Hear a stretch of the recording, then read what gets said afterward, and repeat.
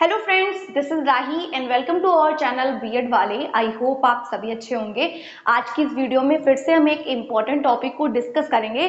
आप लोगों के प्यार और साथ के लिए बहुत बहुत शुक्रिया। बहुत सारे बच्चे जो हैं वो कमेंट करते हैं कि मैम फिर से जो वीडियोस हैं उनको कंटिन्यू कीजिए, इसलिए मैंने अभी एक दिन पहले ही एक इन्फॉर्मेटिव वीडियो आप लोगों को प्रोवाइड की थी।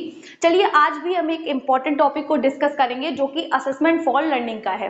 अभी देखिए, हम लोग पहले ही समझ चुके हैं इवैल्यूएशन क्या होता है, लेकिन मैंने असेसमेंट के ऊपर अलग से कोई वीडियो नहीं डाली है, उसके ऊपर भी मैं वीडियो लेके आऊंगी। लेकिन आज का ये जो टॉपिक है वो है काइंड्स ऑफ टास्क, यानी कौन कौन से टास्क हम बच्चे को देते हैं एज अ टीचर होने के नाते, और उसके बेसिस पे हम उसको असेस करते हैं, यानी आकलन करते हैं बच्चे का कि जो हमारे उद्देश्य हैं टीचिंग के, हम जो उसे सिखाना चाहते हैं कि वो उतना सीख पाया है या नहीं सीख पाया है।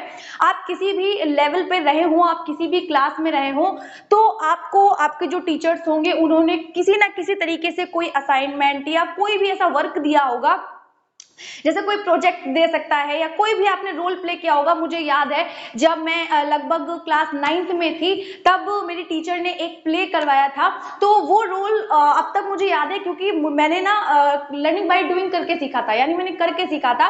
तो परफॉर्मेंस ओरिएंटेड जो भी चीजें रहती हैं, मतलब परफॉर्मेंस बेस्ड जो है, जो लर्निंग है, जो असेसमेंट है, वो बहुत अच्छा रहता है। तो अभी हम सारी चीजें जानेंगे। वैसे और भी बहुत तरीके होते हैं बच्चे को असेस करने के, लेकिन आपके जो सिलेबस में है वो 3 दिए गए हैं। सबसे पहला प्रोजेक्ट दिया गया है, दूसरा परफॉर्मेंस बेस्ड एक्टिविटीज दी गई हैं, और तीसरा असाइनमेंट दिया गया है। असाइनमेंट हमारा पीछा ग्रेजुएशन या पीजी तक नहीं छोड़ते, यानी पोस्ट ग्रेजुएशन तक नहीं छोड़ते हैं पीछा।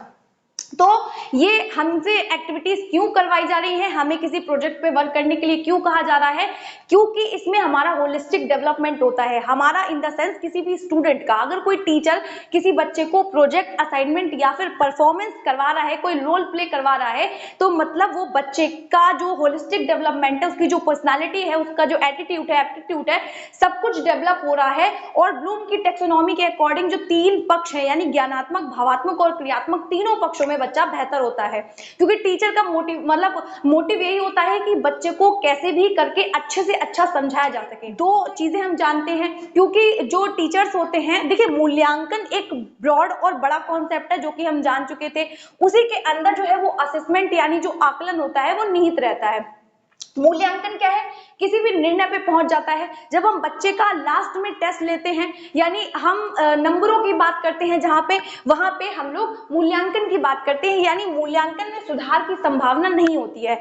लेकिन आकलन की अगर हम बात करें, तो आकलन में क्या होता है कि हम बच्चे को बीच बीच में असेस करते रहते हैं, बीच बीच में क्वेश्चनिंग करते रहते हैं, उसे कई सारे ऐसे काम देते रहते हैं जिससे कि अगर बच्चा उन कामों को नहीं कर पाता है, या फिर हमें लगता है कि बच्चे को जो चीज हम सिखाना चाहते हैं या जो हमारे लर्निंग के आउटकम्स है वो नहीं आ पा रहे हैं, या जो भी चीजें बच्चों को बताना है, या जो भी पक्ष है ब्लूम की टेक्सोनॉमी के, ज्ञानात्मक, भावात्मक या क्रियात्मक, वो पूरे नहीं हो पा रहे हैं उद्देश्य, तो हम क्या करते हैं, आकलन करते हैं, असेसमेंट करते हैं।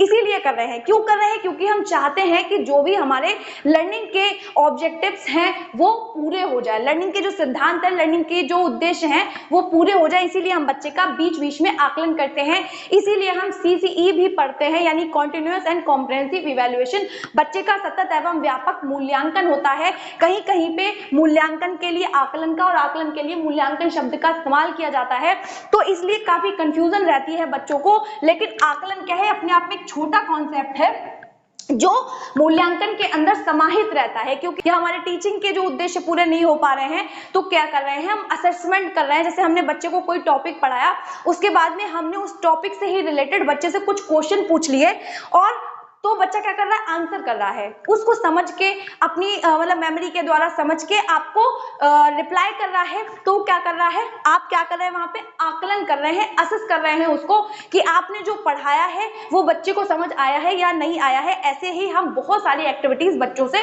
करवाते हैं। आप लोगों को मूल्यांकन और आकलन का कॉन्सेप्ट समझ आया होगा, और अगर आपको और डिटेल में पढ़ना है तो मैंने मूल्यांकन को अच्छे से बताया हुआ है एक वीडियो में, जाके आप लोग देख सकते हैं। अभी देखिए, कार्यों के प्रकार यानी काइंड्स ऑफ टास्क हम पढ़ेंगे कि हम बच्चे को कौन कौन से टास्क देते हैं जिनके बेसिस पे हम बच्चे को असेस करते हैं, यानी उनका आकलन करते हैं या अवलोकन करते हैं। ठीक है, तो आप वैसे तो हम बहुत तरीके से बच्चों को असेस करते हैं, बहुत सारे जो टीचर्स होते हैं वो चेकलिस्ट है, मतलब बहुत सारे ऐसे टास्क होते हैं जो बच्चों को दिए जाते हैं जिनके बेसिस पे बच्चे का असेसमेंट होता है या आकलन होता है, लेकिन आपके सिलेबस में 3 दिए गए हैं तो वही हम आज पढ़ने वाले हैं। सबसे पहले प्रोजेक्ट, परफॉर्मेंस बेस्ड एक्टिविटीज और असाइनमेंट। देखिए ये तीनों ही मोस्ट इंपॉर्टेंट है। सबसे आपने पढ़ा होगा प्रोजेक्ट मेथड, प्रोजेक्ट विधि जो आपने पढ़ी है, परियोजना विधि, वो सबसे इंपॉर्टेंट होती है। इनको डिटेल में जानेंगे, ठीक है। देखिए इसको हम प्रोजेक्ट को प्रोजेक्ट ही लिख देंगे, और जो हिंदी वाले बच्चे हैं उनको समस्या हो सकती है क्योंकि हिंदी में इसी चीज के बहुत सारे नाम होते हैं। इसको परियोजना कह रहे हैं, प्रोजेक्ट कह रहे हैं, और भी बहुत सारी चीजें आपको लिखी हुई मिल जाएंगी, लेकिन इंग्लिश वाले बच्चों को दिक्कत नहीं होती है, प्रोजेक्ट को प्रोजेक्ट ही लिखा आपको मिलेगा। ऐसे ही परफॉर्मेंस बेस्ड जो एक्टिविटीज होती हैं, देखिए प्रोजेक्ट में बहुत सारी चीजें आ जाती है। अभी हम इसको डिटेल में जानेंगे, टेंशन मत लीजिए। तो प्रोजेक्ट में बहुत सारी चीजें मतलब आ जाती हैं, तो बहुत सारे एक्सपेरिमेंट हो जाते हैं, बहुत सारे एग्जीबिशंस हो जाते हैं, तो वो प्रोजेक्ट में आ जाता है। ये रिटन वर्क भी हो सकता है, एक्टिविटी बेस्ड भी हो सकता है। ऐसे ही जो परफॉर्मेंस बेस्ड एक्टिविटीज हैं, जैसे कि अभी मैं बता रही थी, यहाँ पे बच्चे को रियल लाइफ से जोड़ा जाता है, बच्चा खुद करके सीख रहा है। ग्रुप में जैसे अगर एक ड्रामा तैयार करने के लिए बच्चे से कहा गया तो हर एक बच्चा अपना रोल अदा कर रहा है वहां पे और परफॉर्म कर रहा है, प्रदर्शन कर रहा है, अपनी अपनी एक्टिविटी को समझ रहा है, मतलब अपने अपने कामों को समझ रहा है। तो वहां पे हम जैसे ये जो प्रोजेक्ट कार्य है वो भी हम ग्रुप में करवा सकते हैं, जो परफॉर्मेंस बेस्ड है उसको भी हम जैसे इंडिविजुअली भी करवा सकते हैं एक्टिविटीज, और ग्रुप में भी करवा सकते हैं। तो बहुत सारी चीजें अभी हम लोग डिटेल में इसको जानने वाले हैं। असाइनमेंट आप दत्त कार्य समझते ही हैं, बच्चे को किसी भी टॉपिक को दे दिया जाता है, ये भी समूह में होता है, और इंडिविजुअली यानी व्यक्तिगत भी हम बच्चे को असाइनमेंट देते हैं एज अ टीचर होने के नाते। हम लोग सबसे पहले जो प्रोजेक्ट है उसको अच्छे से जान लेते हैं। तो आइए फटाफट से देख लेते हैं कि प्रोजेक्ट क्या है या परियोजना क्या है। देखिए सबसे पहले अगर हम बात करें इसकी मोटी डेफिनेशन की बात कर ले तो टीचर के द्वारा एक टॉपिक दिया जाएगा जिसपे बच्चे ग्रुप में या इंडिविजुअली व्यक्तिगत रूप से काम करेंगे, जिससे वो अपने जीवन के लिए सीखेंगे, वो करके सीखेंगे और अपने जीवन में उन चीजों को अप्लाई कर पाएंगे और आगे जाके अच्छे राष्ट्र का निर्माण कर पाएंगे। इसीलिए हम इसको प्रोजेक्ट कार्य कह रहे हैं, क्योंकि यहाँ पे बच्चा एक्टिव है पूरे टाइम पे, और यहाँ पे दोनों लोगों की सक्रियता बहुत ज्यादा जरूरी होती है, चाहे वो टीचर्स हो चाहे वो स्टूडेंट हो। और एक बात और होती है, टीचर का बहुत बड़ा रोल होता है, क्योंकि टीचर के पास ना आइडियाज बहुत सारे होने चाहिए, तब वो बच्चे को कई सारे टॉपिक देगा, उसके बाद बच्चा अपने आप से सिलेक्ट करेगा कि वो किस प्रोजेक्ट पे काम करना चाहता है। ऐसा नहीं है कि टीचर्स ने सिर्फ एक ही टॉपिक दे दिया और कहा भाई तुम्हें इस पे बना के लेके आना है, बच्चे पर अपनी सोच को थोप दिया, तो ऐसा बिल्कुल नहीं करना है। ये जो तरीके होते हैं, ये जो काम होते हैं जिनमें बच्चे को मजा आना चाहिए, वो करके सीखेंगे, इंटरेस्ट के साथ सीखेंगे, तब वो अपने जीवन के लिए सीखेंगे। ठीक है, तो इस तरीके से प्रोजेक्ट क्या है, टीचर द्वारा कोई भी टॉपिक दिया जाएगा जिसपे बच्चे इंडिविजुअली या ग्रुप में वर्क करेंगे, उसे ही हमने प्रोजेक्ट या परियोजना कहा है। और ये जो प्रोजेक्ट या परियोजना होगी वो किसी ना किसी उद्देश्य के लिए होगी। उद्देश्य का मतलब ये है कि जैसे टीचर्स हैं, टीचर्स ने क्या कहा कि बेटा ऐसा करो, कल तुम सौरमंडल पे यानी जो हमारा सोलर सिस्टम है उस पे तुम्हें प्रोजेक्ट वर्क करके लेके आना है, साथ में तुम्हें ग्रुप में काम करना है। तो यहाँ पे बहुत सारी चीजें हुई, जैसे सोलर सिस्टम हम बच्चे को इंट्रोड्यूस करवाना चाहते हैं, हम बताना चाहते हैं कि हमारी एक अर्थ है और बहुत सारे 8 प्लेनेट हैं, या एक सन है, या गैलेक्सीज है, यूनिवर्स है, बहुत सारी चीजें हम बच्चे को बताना चाहते हैं। और बच्चा जब उस प्रोजेक्ट पे काम करेगा तो वो रिसर्च करेगा, है ना। और फिर जो प्रोजेक्ट होता है वो किसी एक सब्जेक्ट से तो जुड़ा नहीं होता है, अगर वो मॉडल बना रहा है तो उसमें 10 तरीके की चीजें लगेंगी, है ना, तो वो सारी चीजों पर रिसर्च करेगा, उस मतलब पढ़ेगा, और चाहे वो किसी भी टॉपिक से संबंधित हो सकता है। बच्चे ग्रुप में काम करेंगे और उस टॉपिक के बारे में सारी जानकारी इकट्ठी करेंगे, क्योंकि फिर अगर बच्चे को पूरा टॉपिक समझ आया है, तब उसके उद्देश्य की पूर्ति हुई है, तब जाके हमारा प्रोजेक्ट कार्य अच्छा माना जाता है। ठीक है, इंटरेस्ट के साथ में बच्चे ने बनाया है और ये जो प्रक्रिया हो रही है वो उद्देश्यपूर्ण प्रक्रिया है।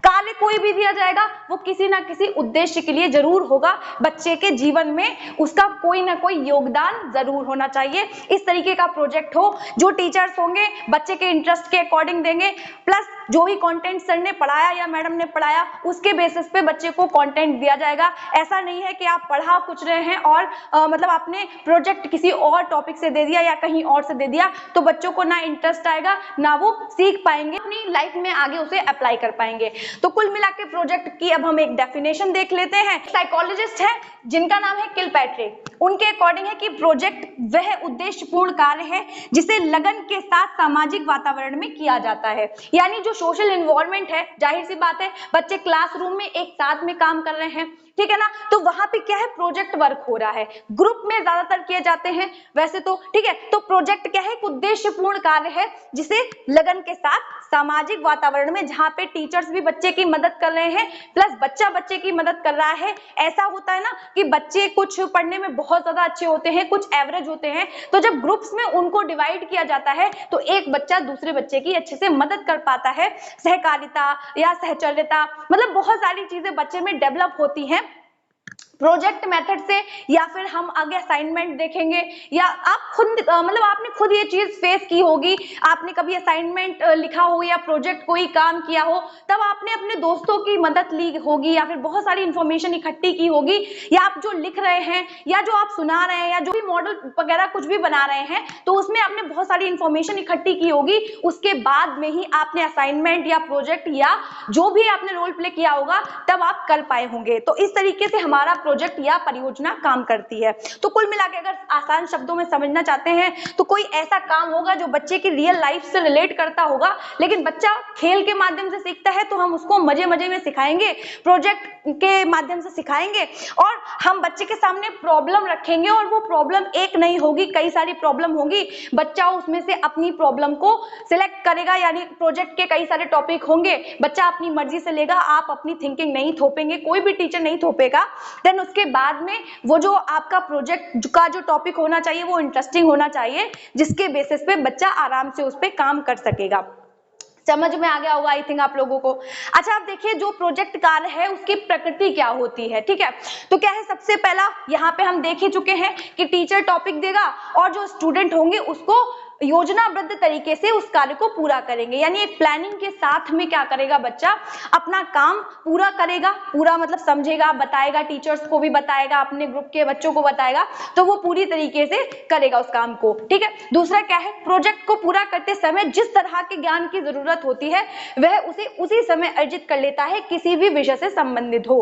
अगर वो कोई भी टॉपिक पे काम कर रहा है, किसी भी प्रोजेक्ट पे काम कर रहा है, उसे कोई भी नॉलेज चाहिए, ठीक है, क्योंकि क्या होता है अगर आधा ज्ञान होगा तो वो अपना प्रोजेक्ट कंप्लीट नहीं कर पाएगा, उसे जहां से जैसी नॉलेज एक्वायर करनी होगी वो तुरंत का तुरंत सीख लेता है। ज्यादा यूज किया जाने वाला टास्क है जिससे कि हम बच्चों की लर्निंग को बेहतर करते हैं, ठीक है, उनको अच्छे से असेस कर पाते हैं बीच बीच में, ठीक, क्योंकि हम क्या करें, प्रोजेक्ट दे रहे हैं, प्रोजेक्ट के बेसिस पे जब बच्चे हमें दिखाएंगे आके, जैसे उन्होंने प्रोजेक्ट बना के दिखाया आके, तो हम देखेंगे कि बच्चे ने कितना समझा या सीखा, क्योंकि हमने प्रोजेक्ट तो किसी टॉपिक से ही रिलेटेड दिया होगा, तो बच्चे अपने अपने प्रोजेक्ट बना के लेके आएंगे। देन हम क्या करेंगे, देखेंगे कि बच्चे ने किस तरीके से, क्योंकि हर बच्चे का अपना स्टाइल होता है, अपना मतलब एबिलिटी होती है, तो क्या होगा बच्चे अपनी अपनी सोच के हिसाब से अपना अपना प्रोजेक्ट बना के लेके आएंगे। जो भी आपने कंटेंट पढ़ाया होगा बच्चे को, जो भी उनके सिलेबस में चीजें रही होंगी, उसके बेसिस पे जब बच्चा बना के लेके आएगा तब हम देख पाएंगे कि किस बच्चे को कितना और कैसा समझ में आया है।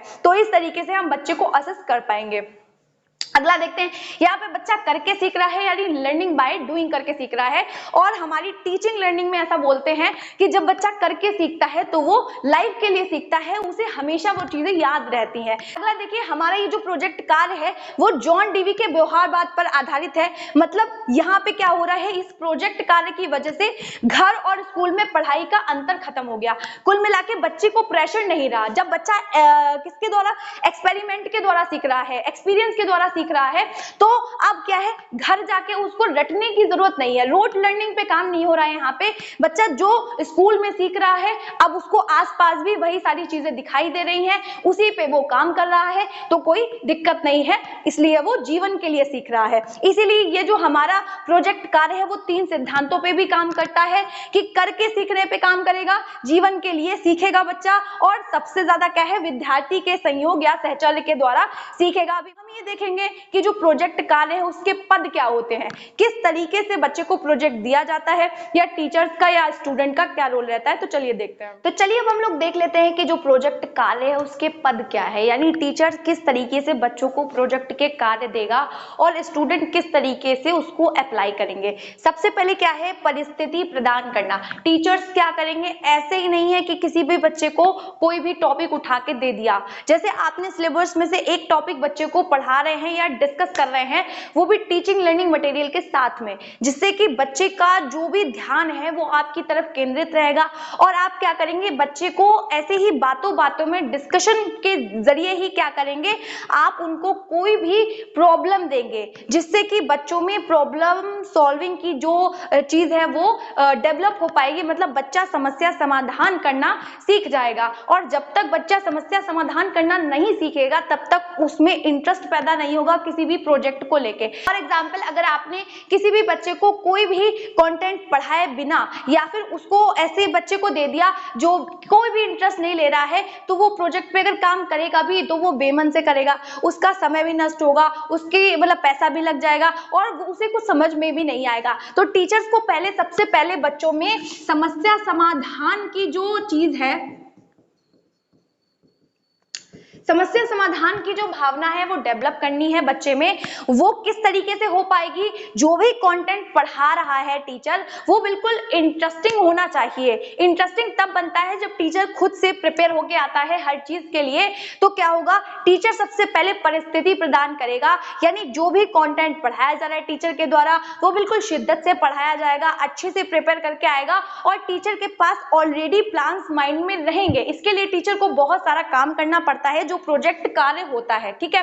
तो क्या करेंगे टीचर्स, डिस्कशन करेंगे, क्वेश्चन पुट करेंगे, जिससे कि बच्चे में प्रॉब्लम सॉल्विंग की जो भावना है वो डेवलप होगी, और इस बेसिस पे आप बच्चे को सिचुएशन देते जाएंगे, बच्चा क्या होगा, उसका समाधान ढूंढता जाएगा। देन उसके बाद में क्या होगा, देखिए जब बच्चे में प्रॉब्लम सॉल्विंग आ जाएगी, तब जब आप उसको कोई भी टॉपिक देंगे तो वो उसको खुद सॉल्व करने की कोशिश करेगा, और फिर आप उसको घर के लिए भी कोई प्रोजेक्ट वर्क दे सकते हैं, ठीक है ना। तो इस तरीके से करेंगे, और जब उसको सारी चीजें समझ आने लगेंगी तो वो अच्छे ढंग से कोई भी प्रोजेक्ट आप देंगे तो वो उसको एक्सेप्ट कर लेगा। तो पहला पद हमारा क्या है, परिस्थिति प्रदान करना, ठीक है।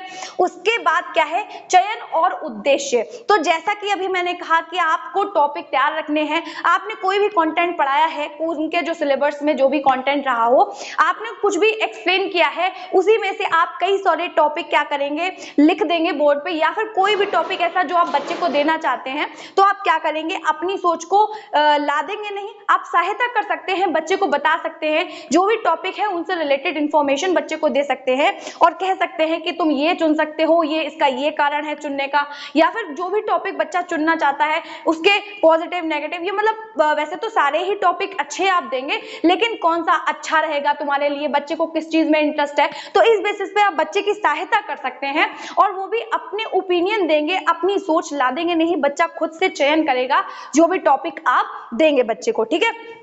उसके बाद शिक्षक का काम सिर्फ इतना सा होगा कि वो ये देखेंगे कि जो भी टॉपिक दिए गए हैं उनसे उद्देश्यों की पूर्ति हो रही है कि नहीं हो रही है, जो भी लर्निंग आउटकम्स हैं वो आ पा रहे हैं कि नहीं आ पा रहे हैं। साथ में ही आप क्या करेंगे कि अगर किसी बच्चे ने गलत प्रोजेक्ट का चुनाव कर लिया है, अब गलत प्रोजेक्ट का मतलब ये है कि आपको लगता है कि आपने वो टॉपिक दे दिया है बट उस टॉपिक पे प्रोजेक्ट के लिए उतना वर्क है नहीं, ठीक है ना, उस पर सिर्फ टाइम और मनी खर्च होगी, तो आप क्या करेंगे, मार्गदर्शन के साथ में बच्चे को समझाते हुए, और साथ में किसके साथ में, युक्ति के साथ में, बच्चे को पता भी नहीं चलेगा, और आप क्या करेंगे, उस टॉपिक को चेंज कर देंगे, बच्चे को किसी और टॉपिक पे लेके जाएंगे। तो इस तरीके से दूसरा आपका ये स्टेप रहने वाला है चयन और उद्देश्य का, ठीक है। आई होप आपको चीजें समझ आ रही होंगी, और अगर आप इस चैनल पे नए हैं तो चैनल को सब्सक्राइब करके बेल आइकन को प्रेस करना मत भूलिएगा, क्योंकि आप आ चुके हैं बीएड वाले पे, और आपको यहाँ से इंफॉर्मेटिव चीजें ही मिलने वाली हैं। ये जो टॉपिक था वो डिटेल में मुझे भी कहीं नहीं मिला, मैंने बहुत रिसर्च की है तब जाके मुझे ये टॉपिक मिल पाया है। तो आगे देखते हैं। थर्ड जो हमारा स्टेप रहने वाला है प्रोजेक्ट कार्य का, वो है योजना। बच्चे क्या करेंगे, जो भी टीचर्स के द्वारा टॉपिक दिए गए हैं प्लानिंग करेंगे, चयन करेंगे, मिलके आपस में डिस्कस करेंगे कि किस पे प्रोजेक्ट कार्य करना है, ठीक है। तो टीचर क्या करेंगे, जो प्लान है, मैंने कहा अपने अपने ओपिनियन देता रहेगा टीचर, बीच बीच में बच्चे को उसकी सहायता करता रहेगा, और जो टीचर्स है वो हर बच्चे को मोटिवेट करता रहेगा। ऐसा नहीं है कि फर्स्ट बेंच पे बैठे हुए बच्चों को ही सिर्फ आप क्या कर रहे हैं, मोटिवेट कर रहे हैं कि बेटा तुम कर लो तुम कर लो, ऐसा बिल्कुल भी नहीं है। आपको क्लास के हर एक बच्चे को देखना है, प्लस उसका साथ देना है, और इसीलिए आपको ग्रुप प्रोजेक्ट भी अरेंज करने हैं क्लासरूम में, जिससे कि क्या होगा, हर बच्चा सीखेगा क्लासरूम का। इसलिए हम प्रोजेक्ट कार्य करवा रहे हैं, जिसमें देखिए यहाँ पे बच्चा करके सीखता है, क्योंकि बच्चा खेल के माध्यम से सीखना चाहता है। तो इसलिए क्या है, हम ग्रुप प्रोजेक्ट भी अरेंज करेंगे क्लासरूम में, जिससे कि बच्चों में सहयोग की भावना आएगी। और सबसे इंपॉर्टेंट यही है कि जब बच्चे के अंदर सहयोग की भावना आती है तो वो सोसाइटी और समाज में भी एक हार्मनी बैठा पाता है। ओके, अगला जो स्टेप आता है वो है लागू करना। देखिए लागू करना बहुत बड़ी जिम्मेदारी होती है कि बच्चे ने क्या किया, चयन कर लिया अपने प्रोजेक्ट का, तो टीचर ये देखेगा कि बच्चे ने अपने एबिलिटी और अपने इंटरेस्ट के अकॉर्डिंग जो प्रोजेक्ट का टॉपिक है वो चुना है कि नहीं चुना है, ठीक है। वरना ऐसा बच्चा जिसको एक लकीर भी खींचनी नहीं आती है, आपने उसको कोई बड़ा सा प्रोजेक्ट दे दिया बनाने के लिए, तो वो उसके लिए बेकार हो जाएगा। हालांकि दिया जाएगा लेकिन धीरे धीरे सीखेगा ना वो बच्चा। ऐसा तो नहीं है कि आपने उसको बड़ा सा स्केच बनाने के लिए दे दिया, तो क्या है, वो अपनी एबिलिटी और इंटरेस्ट के अकॉर्डिंग उसने अपने प्रोजेक्ट का टॉपिक चुना हो। इस बात का ध्यान टीचर रखेंगे और फिर लागू करेंगे, बच्चे को दे देंगे, ठीक है। उसके बाद यहाँ पे टीचर और स्टूडेंट को धैर्य की जरूरत होती है, और दोनों ही मिलकर काम करते हैं प्रोजेक्ट पे। बच्चे को कोई समस्या आएगी तो वो टीचर से बीच बीच में डिस्कशन कर सकता है, पूछ सकता है, और टीचर सहायता करेंगे। प्लस अगर कोई भी चीज चाहिए होगी तो शिक्षक उनकी सहायता करेंगे। जैसे कोई भी ग्लू है, चार्ट है, या एक्सेट्रा कोई भी चीज है, तो छोटी मोटी चीजें जो है स्कूल में एक रूम में अरेंज करके ही रखनी चाहिए टीचर्स को, ठीक है। अगला स्टेप क्या है, मूल्यांकन है। जब बच्चे प्रोजेक्ट तैयार कर लेंगे तो जो टीचर्स होंगे वो क्या करेंगे, प्रोजेक्ट का आकलन करेंगे। हर बच्चे के प्रोजेक्ट को देखेंगे, असेस करेंगे, प्लस ये देखेंगे कि कौन से बच्चे ने कहाँ पे गलती की है, उस गलती को नोट करके रखेंगे। देखिए अब बच्चे का खुद को भी देखना बहुत जरूरी है। ऐसा नहीं है कि बच्चे ने गलती की है उनको टोक दिया, तो टीचर्स क्या करेंगे, बच्चे को सेल्फ रिफ्लेक्शन करने के लिए, यानी खुद से आत्म आकलन करने के लिए देंगे, है ना। तो सेल्फ से ही उनको आकलन करने के लिए कहेंगे, असेसमेंट करने के लिए कहेंगे, और मतलब एक दूसरे का, जो ग्रुप में ही बच्चे हैं एक दूसरे को दे देंगे कॉपीज, और आपस में भी डिस्कशन करेंगे कि ये चीज गलत है, ये चीज गलत है। तो इस तरीके से मूल्यांकन या इवैल्यूएशन करेंगे टीचर्स। देन उसके बाद में क्या होगा, जो गलतियां हैं उसका रिकॉर्ड, या जो भी प्रोजेक्ट में काम किए गए हैं, जो जो खर्चे हुए हैं, वो सारा ही रिकॉर्ड टीचर्स और स्टूडेंट दोनों के पास में ही बना रहेगा, ताकि अगली बार जब प्रोजेक्ट का कार्य दिया जाए तो वो अच्छे से हो सके। तो आई होप ये स्टेप आपको समझ आए होंगे। अब हम ये देखेंगे कि अच्छी परियोजना के गुण क्या होते हैं और इसके दोष क्या होते हैं। तो चलिए देखिए, अच्छी परियोजना या जो अच्छा प्रोजेक्ट होता है या जो प्रोजेक्ट कार्य होता है उसके गुण क्या होते हैं और उसके दोष क्या होते हैं। सबसे पहला जो गुण है वो यही है कि जो भी उद्देश्य हो वो पूरे हों और लाभप्रद हो, बच्चे में कोई ना कोई स्किल डेवलप हो उस प्रोजेक्ट के द्वारा, साथ ही में बच्चे को एक्सपीरियंस मिले, है ना, और साथ ही में जो भी प्रोजेक्ट हो वो बच्चे में इंटरेस्ट पैदा करके जाए, ताकि बच्चा आगे भी नए प्रोजेक्ट के लिए हमेशा रेडी रहे। ओके, तो इस तरीके से अगला क्या है, जो प्रोजेक्ट है वो इस तरीके का होना चाहिए जो बच्चे को फिजिकली ही नहीं बल्कि मेंटली भी बिजी रखे। ऐसा नहीं कि बच्चा बारी बारी तरीके से तो काम कर रहा है, प्रोजेक्ट कर रहा है, लेकिन मेंटली उसे समझ नहीं आ रहा है कि हम क्या काम कर रहे हैं। तो इतना इंटरेस्टिंग होना चाहिए, इतना रुचिपूर्ण होना चाहिए जो प्रोजेक्ट हो, जिससे कि क्या हो, बच्चा फिजिकली यानी शारीरिक रूप से बिजी रहने के साथ में, व्यस्त रहने के साथ में मेंटली भी बिजी हो और उसे समझ में आ रही हो चीजें। अब देखिए यहाँ पे दोनों की सक्रियता बहुत जरूरी है। टीचर्स हमेशा रेडी रहने चाहिए बच्चे की सहायता करने के लिए, और यहाँ पे बच्चे को ज्यादा एक्टिव रहने की जरूरत होती है, और टीचर्स ये ध्यान रखेंगे कि बच्चा एक्टिव है या नहीं है। अब देखिए यहाँ पे लिखा हुआ है प्रोजेक्ट जो है वो सस्ता होना चाहिए, ठीक है ना। प्रोजेक्ट जो है वो सस्ता होना चाहिए और कम समय उसे लेना चाहिए। मतलब इस तरीके का प्रोजेक्ट हो कि जो प्रोजेक्ट है वो कम समय ले रहा हो और साथ ही में वो सस्ता हो। ऐसा ना हो कि आपने एक हफ्ते का या उससे ज्यादा का मतलब प्रोजेक्ट दे दिया तो बच्चे करके ही नहीं लाए आधे, ठीक है, या इतना ज्यादा खर्चीला है कि बच्चा अफोर्ड ही नहीं कर सकता है। तो आपको इन सब बातों का ध्यान रखना है एज अ टीचर होने के नाते, और साथ ही में जो भी प्रोजेक्ट दिया जाएगा वो चुनौतीपूर्ण होगा। बच्चा प्रॉब्लम को सॉल्व कर पाएगा, ना ज्यादा इजी हो ना ज्यादा हार्ड हो, मतलब बच्चे की एबिलिटी के अकॉर्डिंग ही मतलब जो प्रोजेक्ट है वो तैयार किया गया हो। ओके, अब उसके बाद हम दोष देख लेते हैं। तो दोष क्या है? दोष भी बहुत सारे हैं।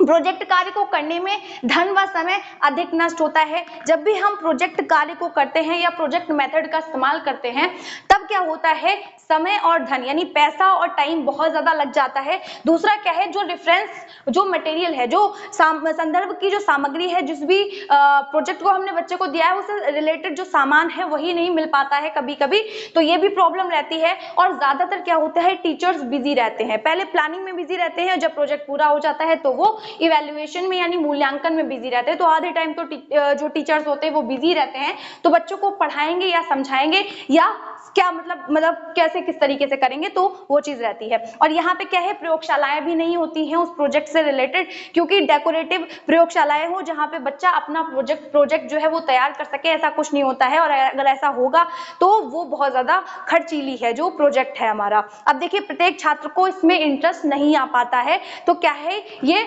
दोषपूर्ण भी है। तो इस तरीके से हमने अपना जो प्रोजेक्ट वाला हिस्सा है वो कंप्लीट कर लिया है। आई होप आप लोगों को इतनी सारी चीजें तो समझ आई होंगी।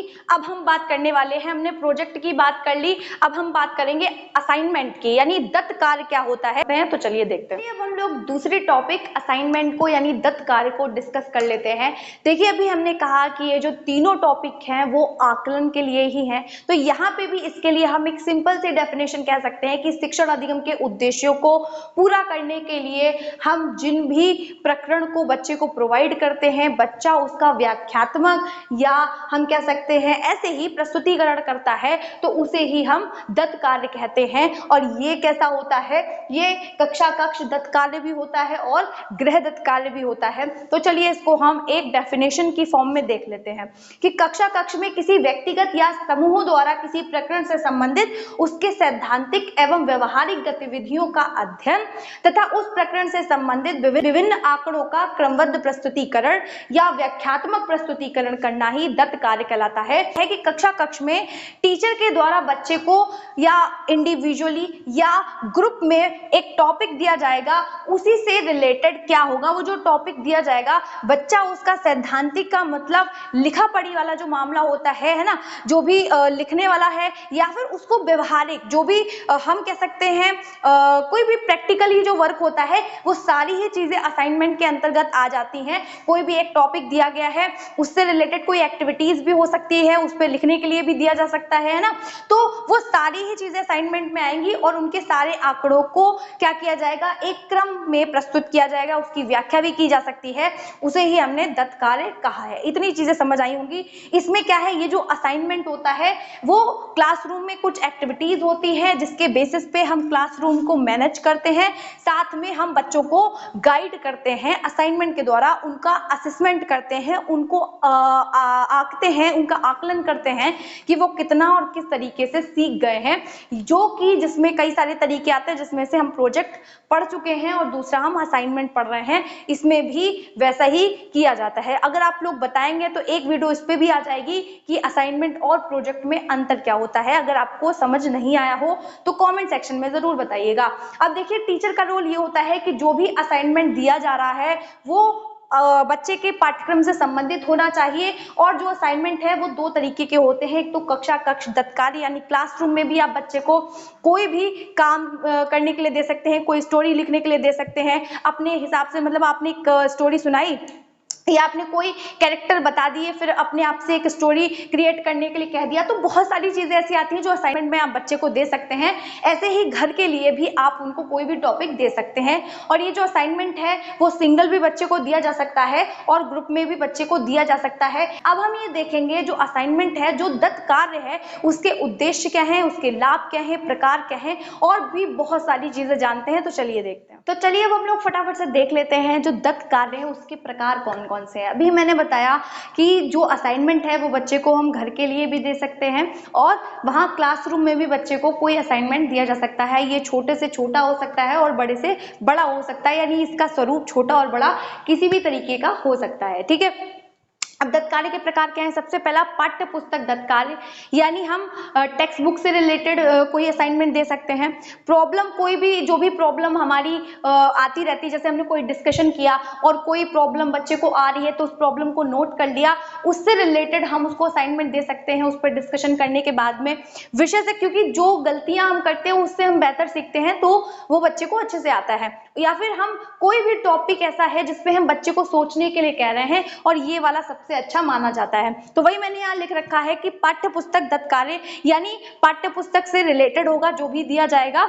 यानी यहाँ पे क्या होगा, टीचर्स बच्चे को पाठ पढ़ने को देंगे या कोई छोटा सा पैराग्राफ पढ़ने या लिखने के लिए देते हैं पाठ्य पुस्तक दत्त कार्य में, ठीक है। इसी तरीके से समस्या दत्त कार्य, यानी यहाँ पे जो भी प्रॉब्लम्स उत्पन्न हुई होंगी डिस्कशन में, उसी से रिलेटेड पहले जो टीचर्स हैं वो डिस्कस करेंगे और उसी पे बेस्ड बच्चे को असाइनमेंट देंगे। फिर क्या है, विषय से संबंधित, यानी यहाँ पे कोई भी टॉपिक हो सकता है, किसी भी विषय से रिलेटेड टॉपिक होगा, सर क्या करेंगे, बच्चे को देंगे और उस पे उसके तथ्य, उसके कारण या उसकी जो वैल्यूज हैं, सारा हर एक पक्ष सोचने को कहेंगे। यहाँ पे बच्चा खुद से चिंतन करेगा, इसीलिए ये वाला जो तीसरा प्रकार है वो सबसे ज्यादा अच्छा माना जाता है। इतनी चीजें समझ आई होंगी। अब क्या है, दत्त कार्य के उद्देश्य क्या होते हैं? तो सबसे पहला क्या है, बच्चा मोटिवेट होगा और टीचर का भी ये काम रहेगा कि असाइनमेंट जब वो दे तो बच्चे को मोटिवेट करता रहे। देखिए, मोटिवेशन सबसे बड़ी चीज है। अगर कोई बच्चा सीखने के लिए ही तत्पर नहीं होगा तो हम उसे कभी भी सिखा नहीं सकते हैं। बच्चे का रेडी होना बहुत जरूरी है।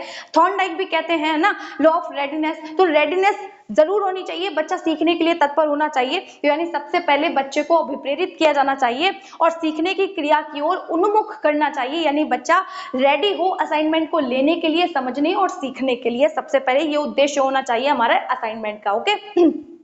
दूसरा क्या है, ज्ञानात्मक पक्ष के सभी उद्देश्यों की पूर्ति होनी चाहिए।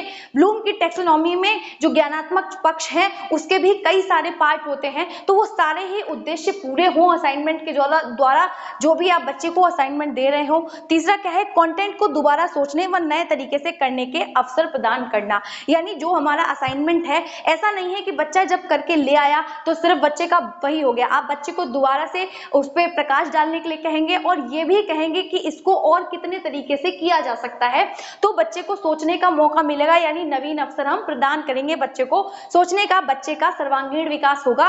इस बेसिस पे हम बच्चे को अच्छे से असेस कर सकते हैं, यानी बच्चे का आकलन कर सकते हैं। अब देखिए, यहाँ पे हम बात कर रहे हैं लाभ की, यानी जो भी हम दत्त कार्य दे रहे हैं या असाइनमेंट दे रहे हैं उसके क्या लाभ हैं। तो सबसे पहला क्या हो रहा है, व्यक्तिगत योग्यता या कौशल का विकास। इंडिविजुअली बच्चा क्या कर रहा है, क्योंकि जो असाइनमेंट होते हैं वो ज्यादातर इंडिविजुअली ही दिए जाते हैं, ग्रुप्स में भी होते हैं लेकिन इंडिविजुअली जो असाइनमेंट है वो ज्यादा दिए जाते हैं।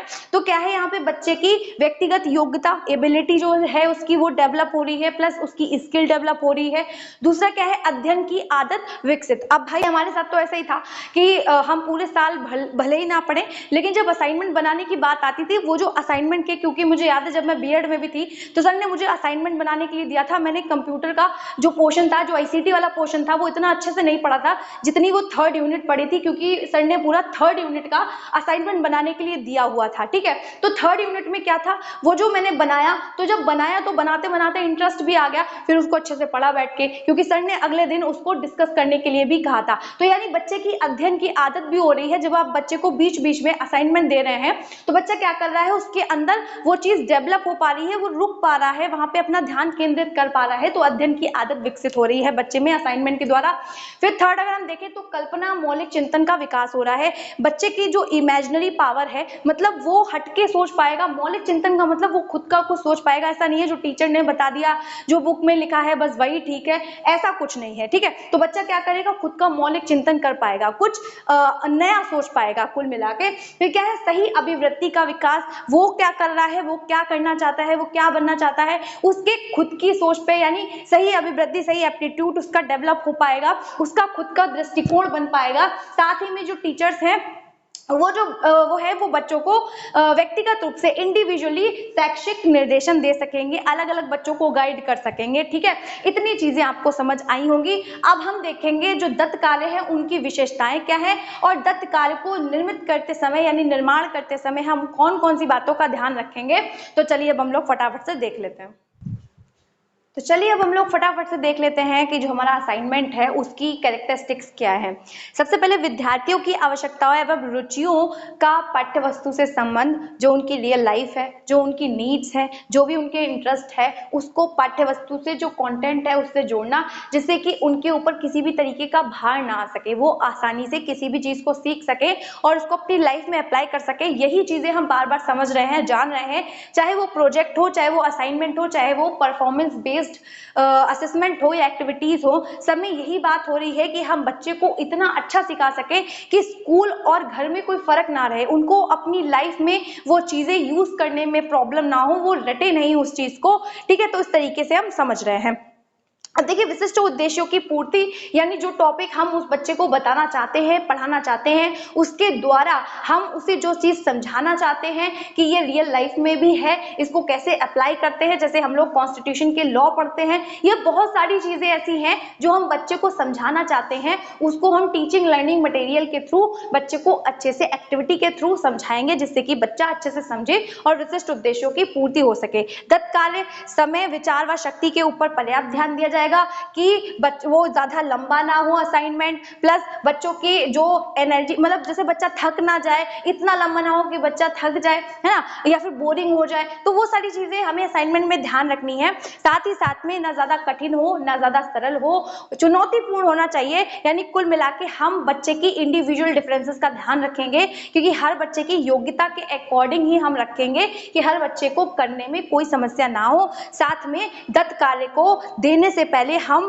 टीचिंग लर्निंग मटेरियल के साथ में बच्चे को पाठ को या कोई भी कंटेंट को अच्छे से समझा देंगे, तब हम असाइनमेंट बच्चे को थमाएंगे। या आपके टीचर्स भी होंगे, आपको चैप्टर्स पढ़ा दिए होंगे, या कभी भी आप रहे होंगे तो आपके टीचर्स ने पहले आपको 2-3 यूनिट जो है वो करवा दी होंगी, फिर उसी से रिलेटेड आपको असाइनमेंट लिखने के लिए दे दिया होगा। तो इस तरीके से हमने देखा। अब क्या है, दत्त कार्य जो हम कर रहे हैं, जो असाइनमेंट कर रहे हैं, जब हम निर्माण करेंगे, जब बनाएंगे असाइनमेंट, तो हम किन किन बातों का ध्यान रखेंगे वो भी देखते हैं। तत्कार्य देते समय उनकी रचना रोचक व चुनौतीपूर्ण होनी चाहिए।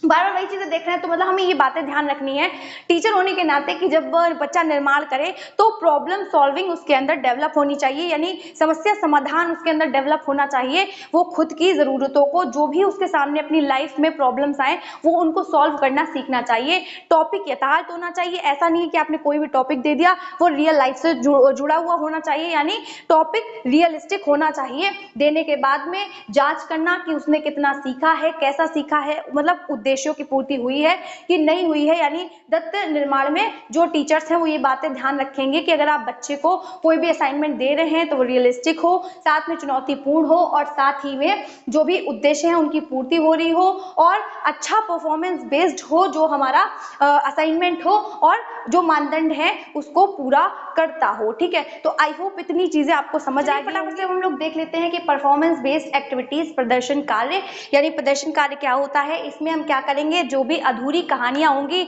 बच्चों को क्या करेंगे, क्लाइमैक्स बताने के लिए कहेंगे, और साथ ही में हम कोई भी अधूरी कहानी होगी उसका पूरा करने के लिए कहेंगे। हम अंतर बताएंगे, मतलब 2 चित्र देंगे, बच्चों से कहेंगे बताओ उसमें अंतर क्या है, चित्र क्या है। पूरा करने के लिए भी बच्चों से कह सकते हैं, हम रोल प्ले करवा सकते हैं किसी भी नाटक में, किसी भी कहानी का। लाभ क्या है, बच्चे को समग्र ज्ञान मिलेगा, रियल नॉलेज मिलेगी, कौशल विकास होगा, कार्य करने की क्षमता डेवलप होगी, भाषा कौशलों का विकास होगा, सामाजिकता का विकास होगा। गाइस, बैटरी बहुत कम रह गई है फोन में। आई होप ये टॉपिक आपको समझ आया होगा, और अगर आपको ये टॉपिक समझ आया हो तो वीडियो को लाइक करना, चैनल को सब्सक्राइब करना बिल्कुल भी मत भूलिएगा। मिलते हैं इसी तरीके की मोर वीडियोस के लिए। कोई भी प्रॉब्लम हो तो कमेंट सेक्शन में आप लोग लिख दीजिएगा। मिलते हैं इसी तरीके की मोर वीडियोस के लिए, तब तक के लिए जय हिंद।